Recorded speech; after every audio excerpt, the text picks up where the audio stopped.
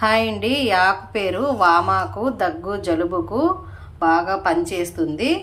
ఇలాగా కాల్చేసేయాలి స్టవ్ మీద పెట్టేసి.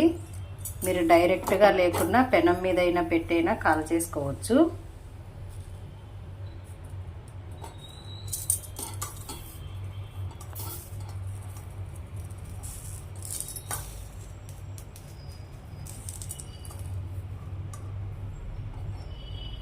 ఇప్పుడు ఈ చలికాలంలో అందరికీ యూజ్ అయ్యే ఒక చిన్న టిప్ అన్నమాట. మీరు కూడా ట్రై చేయండి.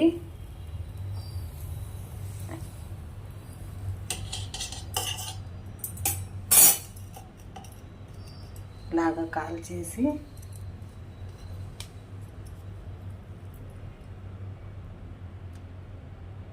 ఇలా పిండేసుకొని తాగేయడం.